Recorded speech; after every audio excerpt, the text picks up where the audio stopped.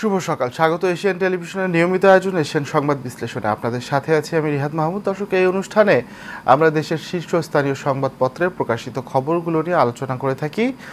চলুন জেনে নেই কী কী সংবাদ প্রকাশিত হয়েছে আজকের খবরের কাগজগুলোতে। দর্শক, আমার হাতে এই মুহূর্তে রয়েছে দৈনিক সময়ের আলো। দৈনিক সময়ের আলোর প্রধান শিরোনাম সেটি হলো মুখে মুখে হাসিনার কুখ্যাতি, নির্যাতনের গোপন কুঠরি, আয়না ঘর প্রকাশ্যে। রাজনৈতিক দলের ক্ষমতায় টিকে থাকতে মুখের কথা ও বাস্তবের মধ্যে যে বৈপরীত্য, সেটি আয়নাঘরের মাধ্যমে প্রকাশ পেয়েছে। পাল্টা গুমের ভয়ে মুখ খোলার সাহস পাননি কেউ, বেঁচে ফেরাদের লোমহর্ষক বর্ণনায় হতবিহ্বল সবাই। ঘুমের মধ্যেও নির্যাতনের সেই দুর্বিষহ স্মৃতি ভেসে ওঠে। শুধু ভুক্তভোগীরাই নয়, ট্রমার ভিতরে দিয়ে যাচ্ছে তাদের পরিবারও। কাউকে যেন কখনো আয়নাঘরে যেতে না হয়, রাষ্ট্রই সেই ব্যবস্থা নেয়ার দাবি। দর্শক, গত বুধবার প্রধান উপদেষ্টা ডক্টর মোহাম্মদ ইউনূস এবং কয়েকজন উপদেষ্টা এবং ভুক্তভোগীরা কিন্তু রাজধানীর 3টি আয়নাঘর পরিদর্শন করেছেন এবং এই আয়নাঘর নিয়ে একটি সংবাদ প্রকাশিত হয়েছে দৈনিক সময়ের আলোর। জানেন যে ফ্যাসিস্ট সরকার শেখ হাসিনা তার বিপরীতে যারা যেত বা যাদের তিনি হুমকি মনে করতেন তাদের কিন্তু বিভিন্নভাবে নির্যাতন করেছেন এবং এই নির্যাতনের অন্যতম একটি মাধ্যম ছিল অবৈধ বন্দিশালা আয়নাঘর। এই আয়নাঘরে কিন্তু অনেককেই নির্যাতন করা হয়েছে, এমনকি বৈষম্য বিরোধী ছাত্র আন্দোলন যখন চলছিল তখন দুইজন সমন্বয়ক, তখন তারা সমন্বয়ক ছিলেন উপদেষ্টা, এখন বর্তমানে তারা উপদেষ্টা পরিষদে আছেন, নাহিদ ইসলাম এবং আসিফ মাহমুদকে, তাদেরও কিন্তু নির্যাতন করা হয়েছে এবং সে কিভাবে নির্যাতন করা হয়েছে তারা কিন্তু সেদিন বর্ণনা দিয়েছেন এবং তারা শনাক্ত করেছেন তারা কোন ঘরে ছিলেন। এবং গত বুধবারে আরেকটি জিনিস দেখা গেল, সেটি হলো যে জাতিসংঘ এই জুলাই গণ অভ্যুত্থানে যে তথ্য অনুসন্ধান প্রতিবেদন দিয়েছে সেই প্রতিবেদন উঠে এসেছে এবং এই প্রতিবেদনেও কিন্তু দেখা গেছে যে শেখ হাসিনা এবং তার সরকারের দোসর এবং তার দোসররা কিভাবে মানুষকে নির্যাতন করেছে এবং বল প্রয়োগ করে ক্ষমতায় টিকে থাকার যে প্রচেষ্টা ছিল সেটিও কিন্তু উল্লেখ করা হয়েছে সেই প্রতিবেদনে এবং সেই প্রতিবেদনের কিন্তু বিভিন্ন সুপারিশ দেওয়া হয়েছে এবং দেখা যাচ্ছে আজকের পত্রিকাগুলোতে সেই সুপারিশগুলো উঠে এসেছে। তো এই মুখে মুখে হাসিনার কুখ্যাতি, এই সংবাদটি একটু ভিতরে একটু দেখা যায় কী রয়েছে। নির্যাতনের গোপন কুঠুরে আয়নাঘর প্রকাশ্যে আসার পর স্তম্ভিত হয়ে পড়েছে দেশের মানুষ। বেঁচে ফেরাদের লোমহর্ষক বর্ণনার হতবিহ্বল হন সবাই। শুধু ক্ষমতায় টিকে রাখতে এবং বিরোধী মত দমনে এমন নির্যাতনের পথ কোনো সরকার বেছে নিতে পারে, সেটি বিস্মিত করেছে সবাইকে। এ নিয়ে পলাতক সাবেক প্রধানমন্ত্রী শেখ হাসিনা ও আওয়ামী লীগের প্রতি জনমনে নতুন করে সৃষ্টি হয়েছে ব্যাপক ক্ষোভ ও তীব্র ঘৃণা।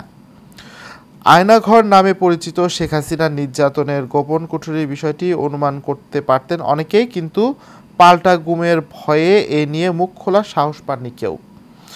যদিও এ নিয়ে 2022 সালে প্রতিবেদন প্রকাশ করেছিল নেত্র নিউজ, দীর্ঘ 16 বছর পর গত 12 ফেব্রুয়ারি 6 উপদেষ্টা আর 8 ভুক্তভোগীকে নিয়ে রাজধানীর 3টি আয়নাঘর পরিদর্শনের মধ্য দিয়ে সেই কালো পর্দা সরিয়ে আনেন প্রধান উপদেষ্টা ডক্টর মোহাম্মদ ইউনূস। এর পাশে আমরা আরেকটি সংবাদ দেখতে পাচ্ছি, আজ পবিত্র শবে বরাত। আজ দিবাগত রাতে পালিত হবে পবিত্র শবে বরাত। মুসলিম সম্প্রদায়ের জন্য এ রাতটি লায়লাতুল বরাত তথা সৌভাগ্যের রজনী। দর্শক, এই পবিত্র শবে বরাত নিয়ে আমরা এখন আলোচনা করতে চাই। এ বিষয়ে আলোচনা করার জন্য আমাদের সাথে এখন যুক্ত হচ্ছেন Islamic scholar doctor Abdullah Al Mizan. Doctor Abdullah Al Mizan, আপনি কি শুনতে পাচ্ছেন? জি, আমি শুনতে পাচ্ছি। আসসালামু আলাইকুম ওয়া রাহমাতুল্লাহি ওয়া বারাকাতুহু। ওয়ালাইকুম সালাম, আপনাকে স্বাগত এশিয়ান সংবাদ বিশ্লেষণে। জি, ধন্যবাদ। এত সকালে আমাদের সময় দেওয়ার জন্য আপনাকে অসংখ্য ধন্যবাদ। আপনার কাছে প্রথম যে প্রশ্নটি আমি করতে চাচ্ছি সেটি হলো, ধর্মপ্রাণ মুসল্লিদের জন্য আজকের এই রাতটি কি মাহাত্ম্য বহন করে? হ্যাঁ, আলহামদুলিল্লাহ। আজকে এশিয়ান টিভির দর্শকদের জানাতে চাই, আজকে চমৎকার একটি রাত আজকে আমরা পাবো ইনশাআল্লাহ। এই রাতকে বলা হয় হচ্ছে লাইলাতুন নিসফি মিন শাবান, অর্থাৎ শাবান মাসের মানে অ- পঞ্চদশ রাতের যে অর্ধ মাসের যে রাত, এই রাতের অনেক বেশি বৈশিষ্ট্য রয়েছে। আমরা জানি হযরত মুহাম্মদ সাল্লাল্লাহু আলাইহি ওয়াসাল্লাম আমাদের পিয়ারা নবী। তিনি এই রাতে অনেক বেশি স্পেশাল ইবাদত করতেন, এবং তিনি সারা দিন রোজা রাখতেন এবং সারা রাত নফল নামাজে কাটাতেন। এবং আমরা জানি যে রাসূলুল্লাহ সাল্লাল্লাহু আলাইহি ওয়াসাল্লাম একটি হাদিসের মাধ্যমে বলেছেন যে এই রাতে আল্লাহ সুবহানাহু ওয়া তাআলার কাছে আহ, বান্দাদের সকল কাজের যে হিসাব, সেই হিসাবটা পেশ করা হয়। সো রাসূলুল্লাহ সাল্লাল্লাহু আলাইহি ওয়াসাল্লাম বলছেন যে এই রাতে যেহেতু আমার হিসাবটা আল্লাহর কাছে পেশ করা হবে, তাহলে আমি কেন বেশি বেশি করে ইবাদত করব না। তো রাসূলুল্লাহ সাল্লাল্লাহু আলাইহি ওয়াসাল্লাম দেখা গেছেন যে এত বেশি তাহাজ্জুদ পড়তেন। আহ, এক লাইলাতুল এই নিসফে শাবানে হযরত আয়েশা রাদিয়াল্লাহু তাআলা আনহা বর্ণনা করেন যে তিনি এত মানে কিয়ামুল লাইলে অর্থাৎ তাহাজ্জুদ নামাজে তিনি এত বেশি নিমগ্ন ছিলেন আহ সাজদার মধ্যে, যে তিনি ভাবছিলেন যে রাসূলুল্লাহ সাল্লাল্লাহু আলাইহি ওয়াসাল্লামের হয়তো কিছু একটা হয়ে গেছে। কিন্তু হঠাৎ তিনি দেখলেন রাসূলুল্লাহ সাল্লাল্লাহু আলাইহি ওয়াসাল্লামের বৃদ্ধ আঙ্গুল, পায়ের বৃদ্ধ আঙ্গুলটি নড়ছে। এবং তখন তিনি একটু আশ্বস্ত হলেন যে না, সবকিছু ঠিক আছে। তখন সালাম ফিরে রাসূলুল্লাহ সাল্লাল্লাহু আলাইহি ওয়াসাল্লাম বললেন, আয়েশা তুমি কি কিছু ভয় পাচ্ছিলে? তখন রাসূলুল্লাহ সাল্লাল্লাহু আলাইহি ওয়াসাল্লাম বললেন, দেখো আজকে যে রজনী, এই রজনীতে মহান আল্লাহ রাব্বুল আলামিন পৃথিবীর সকল মানুষকে ক্ষমা করে দেন, শুধুমাত্র দুই শ্রেণীর লোক ছাড়া, যারা আল্লাহ সুবহানাহু ওয়া তাআলার সাথে শিরকে লিপ্ত হয়, অর্থাৎ আল্লাহর সাথে যারা বিভিন্ন ভাবে অংশী স্থাপন করে, তাদেরকে আল্লাহ ক্ষমা করেন না। আরেক শ্রেণী মানুষকে আল্লাহ সুবহানাহু ওয়া তাআলা ক্ষমা করেন না, যারা বিদ্বেষ পোষণ করে, মানুষের প্রতি হিংসা, বিদ্বেষ, রাগ, গোস্বা, শ্লেষ, এই জাতীয় জিনিসগুলোকে পোষণ করে থাকে। তো আমাদের আজকে রাতে শিক্ষা হবে আমরা যেন প্রতিদিন রাতে ঘুমানোর আগে মানুষের প্রতি যে সামান্য যে রাগ, ক্ষোভ, হিংসা, বিদ্বেষ এগুলো থাকে, এগুলো থেকে যেন আমরা মানুষকে মাফ করে দেই আল্লাহর ওয়াস্তে। তাহলে আজকের এই রাত্রে কিন্তু আমরা আল্লাহ সুবহানাহু ওয়া তাআলার সেই সেই ক্ষমাটা আমরা পেতে পারি। আহ ওই সময়ে আরবে বনু কিলাব নামে একটি গোত্র ছিল, যাদের অসংখ্য মানে শত সহস্র বকরি ছিল। এবং রাসূলুল্লাহ সাল্লাল্লাহু আলাইহি ওয়াসাল্লাম বলেছেন এই রাত্রে এত বেশি মানুষকে মাফ করে দেওয়া হয়, বনু কিলাবের যত বকরি আছে এবং তাদের গায়ে যত পশম আছে তার চেয়েও বেশি মানুষকে ক্ষমা করে দেওয়া হয়। সো আমাদের আজকের এই রাতে বেশি বেশি করে ইবাদত করা উচিত, এবং আল্লাহর সেই ক্ষমার ভাগটা আমাদেরকে নিয়ে নেওয়া উচিত অবশ্যই। আচ্ছা, আপনার কাছে আরেকটি জিনিস জানতে চাই যে মহান করুণাময় আল্লাহ তাআলার নৈকট্য পেতে বা তার ক্ষমা পেতে এই রাতে কি কি ইবাদত করা উচিত বা কিভাবে ইবাদত করা উচিত? হ্যাঁ, খুবই ভালো বলেছেন। আমি একটু আমাদের যে প্রচলিত যে ধারা আছে সেটাকে আমি আগে বলি। আমরা অনেকে মনে করি যে অ্যাকচুয়ালি যে আহ, বিকালে গোসল করতে হবে সন্ধ্যার পরে, বা এই রাতের স্পেশাল কোনো ইবাদত আছে 12 রাকাত, 20 রাকাত, এরকম অ্যাকচুয়ালি কোনো ইবাদত বন্দেগী নেই। তবে এই রাতে প্রচুর নফল ইবাদতের কথা বলা হয়েছে। আমরা যদি আহ মাগরিবের সাথে সাথে যদি আমরা 6 রাকাত আওয়াবিন নামাজ পড়ি, এটা আমরা পড়তে পারি। এরপরে আমরা সালাতুত তাসবিহ পড়তে পারি, আমরা তাহাজ্জুদ পড়তে পারি, আমরা এই রাতে প্রচুর কোরআন তিলাওয়াত করতে পারি, এবং কোরআন বুঝে বুঝে কোরআনের তাফসীর সহ আমরা পড়তে পারি, আমরা সারা রাতই ইবাদত করতে পারি। তবে আহ, যেটি হচ্ছে যে আমরা মসজিদের পাশাপাশি আমরা বাড়িতেও, আমাদের নিজ বাসগৃহেও যেন আমরা ইবাদত বন্দেগীটা করতে পারি। আমাদের সমাজে একটা ট্রেডিশন আছে, আপনি দেখবেন যে মসজিদের সামনে দল বেঁধে ছেলেরা বা লোকজন, বয়স্ক লোকেরা মসজিদের সামনে যে জড়ো হয়, বা মসজিদের যে আহ, ইবাদত বন্দেগী করার জন্য ইয়ে করা হয়, পরে দেখা যায় ফজরের নামাজে আসলে অতটা গুরুত্ব থাকে না, দেখা গেছে ওই সময় সবাই ঘুমিয়ে যায় আমরা। তো এই জন্য একটু লিমিট মেনটেন করে আমরা যেন ফজরের নামাজটা, যেহেতু এটার ফরজ ইবাদত, সেটাকে যেন আমরা করতে পারি, সেই বিষয়টা অবশ্যই তাগিদ দেওয়া হয়েছে। এবং আহ এই রাতে সর্বাধিক যত জিকির আজগার আছে, তাসবিহ তাহলিল আছে, এগুলো করার জন্য বলা হয়েছে। আচ্ছা, আপনি একটি বললেন যে দল বেঁধে ট্রেডিশন অনুযায়ী মসজিদের সামনে ঘোরার কথা। আমরা কিন্তু দেখি যে বিভিন্ন সময় যে এই শবে বরাত ঘিরে কিন্তু কিছু বেয়াদাত কাজ করা হয়, যেমন আতশবাজি, পটকা ফুটানো এবং এছাড়াও আরও বিভিন্ন ধরনের কার্যক্রম করা হয়। এই বিষয়গুলোকে আপনি কিভাবে দেখছেন? ইসলামে আসলে আহ, কখনোই কোনো অপচয়কে পছন্দ করে না। আমরা জানি একটি হাদিস, সেটি হচ্ছে ইন্নাল মুবাজ্জিরিনা কানু ইখওয়ানাশ শায়াতিন, অর্থাৎ অপচয়কারী হচ্ছে শয়তানের ভাই।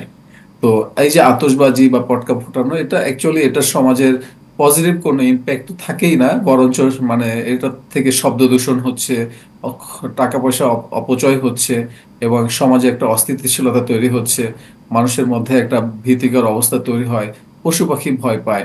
অনেক সময় দেখা যায় পটকার কারণে আমাদের প্রচুর পাখি মারা যায়। তো এই জিনিসটা ইসলাম সম্পূর্ণভাবে নিষিদ্ধ করেছে। এটা আমি যদি বলি, এটা এক কথায় হারাম করা হয়েছে। কারণ এটা সমাজে ভালো কিছু আনে না, বরং সমাজের মধ্যে এটা বেদাত একটা চালু হয়েছে, যেটা আসলে সম্পূর্ণভাবে নিষিদ্ধ। আপনার পাশাপাশি আমি আরো একটা জিনিস বলতে চাই, সেটা হচ্ছে যে আমরা এই রাতে দেখি অনেক সময় লাইটিং করা হয়, বিভিন্ন কবরস্থানে বা বিভিন্ন মসজিদে লাইটিং করা হয়, বা বিভিন্ন বাড়িতে লাইটিং করা হয়। এইটারও আসলে কোনো গুরুত্ব নাই। এটা সম্পূর্ণ বেদাত একটি কাজ। এই রাতে সম্পূর্ণ ইবাদত এবং আল্লাহর কাছে ক্ষমা চাওয়ার জন্য যা যা করার দরকার, সেই কাজগুলি মূলত বলা হয়েছে। আমি একটা জিনিস অ্যাড করতে চাই, সেটা হচ্ছে রাসূল ইসলামের জীবদ্দশায় দেখা গেছে রাসূল ইসলাম তিনি জান্নাতুল বাকিতে তিনি যেতেন এবং তার আত্মীয় স্বজন এবং নিজের জন্য ক্ষমা প্রার্থনা করতেন, যারা সেখানে কবরস্থানে শায়িত আছেন তাদের জন্য। কিন্তু আমরা এই কাজটা করি, কিন্তু একটু বাড়তি করি, যেটা আসলে সঠিক নয়, সেটা বেদাত পর্যায়ে চলে যায়। সেটা হচ্ছে আমরা দল বেঁধে আমরা গোরস্থানে যাই, সেখানে যাই হই হুল্লোড় করি, বা সেখানে একটা সিন ক্রিয়েট করি, ফটো সেশন করি, বা সেখানে করি।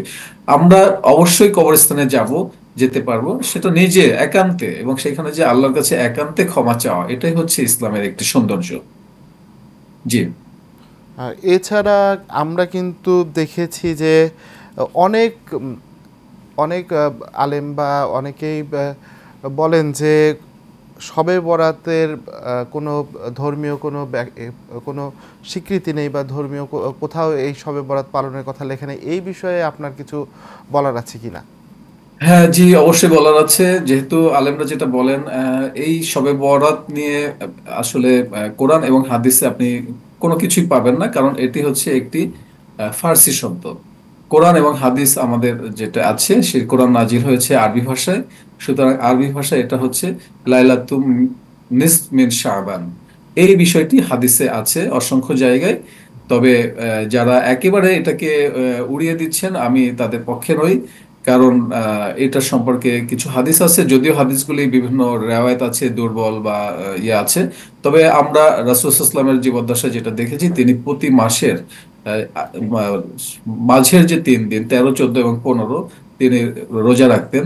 প্রতি মাসেই কিন্তু রাখতেন। তো সেই হিসাবে কিন্তু এই যে 15 তারিখের যে রোজা, সেটা কিন্তু আমাদের এমনিতেই চলে আসে, যেটাকে আইয়ামে বীজ বলা হয়। সেই ইবাদতটা আমরা এখানে করতে পারি। রাসূল সাল্লাল্লাহু আলাইহি ওয়াসাল্লাম দিনে রোজা রাখতেন এবং রাতে তাহাজ্জুদ পড়তেন। তো সেই ইবাদতটা আমরা করতে পারি, এবং এটা সহিহ হাদিস দ্বারা প্রমাণিত। হযরত আয়েশা রাদিয়াল্লাহু তাআলা আনহা থেকে, এবং হযরত ওমর রাদিয়াল্লাহু তাআলা আনহু থেকে, এবং হযরত আলী রাদিয়াল্লাহু তাআলা আনহুর মতো গুরুত্বপূর্ণ সাহাবীদের থেকে কিছু হাদিস বর্ণিত আছে। অনেকে এটা নিয়ে অনেক কথা বলেন। তবে ভালো কাজ এবং ভালো ইবাদতের ক্ষেত্রে এটা কখনো এটা নিষিদ্ধতা আমি দেখি না। এই রাতে অনেকে মনে করেন যে ভালো কিছু খেলে হয়তো সারা বছর ভালো কিছু খাওয়া যাবে। এই ধরনের যে কাজগুলো আছে, এটা সম্পূর্ণ বিদআত এবং হারাম। এই ধরনের কোনো মতাদর্শ বা এই ইয়েতে নাই। আরেকটি জিনিস হচ্ছে ডক্টর কনফিউশন। আব্দুল্লাহ আল মিজান, আপনাকে অসংখ্য ধন্যবাদ আমাদের সঙ্গে যুক্ত হওয়ার জন্য। জি, দর্শক এশিয়ান আপনাকে ধন্যবাদ। আপনাকেও ধন্যবাদ। কি কি শিরোনাম এবং সংবাদ করেছে আমার হাতে এখন রয়েছে দৈনিক দেশ রূপান্তর। দৈনিক দেশ রূপান্তরের প্রধান শিরোনাম, আইন শৃঙ্খলা রক্ষায় সশস্ত্র বাহিনী চান ডিসিরা। 2025 সালের ডিসি সম্মেলন হতে যাচ্ছে আগামী 16 থেকে 18 ফেব্রুয়ারি। তো এই ফেব্রুয়ারি 16 থেকে 18 তারিখের এই ডিসি সম্মেলন উপলক্ষে ডিসিরা বিভিন্ন প্রস্তাব পাঠিয়েছেন। সেসব প্রস্তাবের মধ্যে রয়েছে তারা সশস্ত্র বাহিনী চান আইন শৃঙ্খলা রক্ষায়, এবং এবার কিন্তু রেকর্ড ভেঙে প্রায় 1200 প্রস্তাব এসেছে।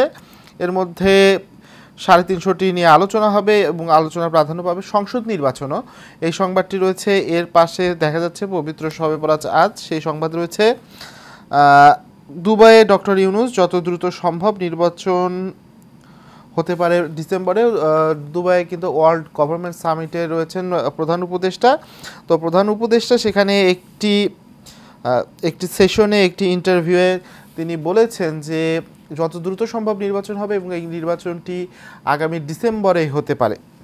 এবং নির্বাচন সংক্রান্ত কিন্তু গতকাল বেশ কিছু আমরা দেখেছি রাজনৈতিক দলগুলোর মধ্যে কর্মকাণ্ড হয়েছে। যেমন বিএনপি বলেছে যে আগে জাতীয় সংসদ নির্বাচন, তারপরে স্থানীয় সরকার নির্বাচন। এর মধ্যে জামায়াতে ইসলাম গতকাল নির্বাচন কমিশনে গিয়ে দেখা করেছে। দীর্ঘ 12 বছর পর তারা নির্বাচন কমিশনে যায়, তাদের একটি প্রতিনিধি দল, এবং সেই প্রতিনিধি দল কিন্তু গিয়ে বলে এসেছে যে তারা প্রথমে স্থানীয় সরকার নির্বাচন চায়, এরপরে তারা জাতীয় নির্বাচনের কথা ভাবছে। এই সংবাদটি রয়েছে।